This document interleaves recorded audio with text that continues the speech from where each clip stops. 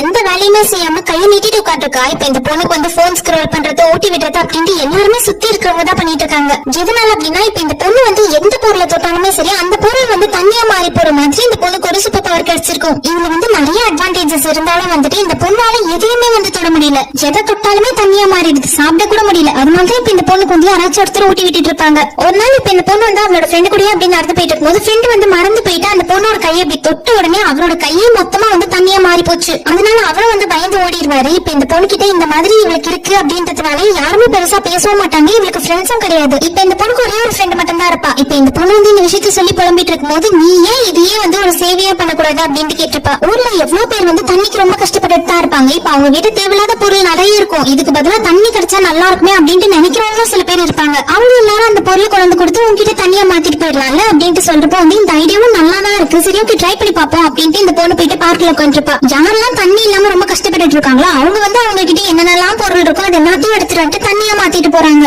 வீட்டுல இருக்கிற பழைய ஃப்ரூட்ஸ், ஸ்க்ரப், வாட்ச் அப்படின்ட்டு எல்லாத்தையும் தண்ணியா மாத்திட்டு இருப்பாங்க. இந்த பொண்ணுக்கு வந்து ஒரு விதத்துல நம்ம நல்லா உதவிதான் பண்ணிட்டு இருக்கோம் அப்படின்னு நினைச்சாலும் இன்னொரு பக்கம் பார்த்தா ரொம்ப போரிங்கா இருக்கு, என்னடா வேலை இது அப்படின்ட்டு ரொம்ப வந்து சோகத்திலே தான் உட்காந்துருப்பா. அப்பதான் இன்னொருத்தரும் வந்திருப்பாரு. அவர் வந்து உன்னை எனக்கு ரொம்ப பிடிச்சிருக்கு அப்படின்னு சொல்வாரு. என்னெல்லாம் பிடிச்சிருக்குன்னு சொல்லாது, சப்போஸ் நான் வந்து உன் கையை பிடிச்சேன் அப்படின்னாலே நீ வந்து தண்ணியா மாறிடுவியா, அதுக்கு என்ன பண்ண முடியும் அப்படின்னு தான் கேட்டுப்பா. என்ன டச் பண்ணா நான் தண்ணியா மாறேனா இல்லையா அப்படின்றத டெஸ்ட் பண்ணி பாத்துக்கலாம், நீ முதல்ல வந்து என்னோட பாக்கெட்குள்ள கையை விட அப்படின்னு சொல்லிருப்பாரு. இந்த பொண்ணு நம்பிக்கையும் நம்ம தான் கையை உள்ள விட்டுருப்பான். ஆனா பார்த்தா இப்ப அவரு வந்து தனியா மாறவே இல்ல. எங்க பொண்ணுக்கு ஒரே சந்தோஷமா இருக்கு, யாரை தொட்டாலும் வந்துட்டு அவங்க தனியா மாறிடுவாங்க. ஆனா இவரை தொட்டா மட்டும் தனியா மாறவே இல்ல. இவரை எந்த காரணத்துக்கும் நம்ம மிஸ்ஸே பண்ணிட கூடாது, இவரை விட்டா கண்டிப்பா நம்மளுக்கு வேற ஆளும் கிடைக்க மாட்டாங்க அப்படின்ட்டு இந்த பொண்ணும் போயிட்டு ப்ரொபோஸ் பண்றதுக்கு முன்னாடி அவர் வந்து சாக்லேட்டோட ரெடியே வந்திருப்பாரு.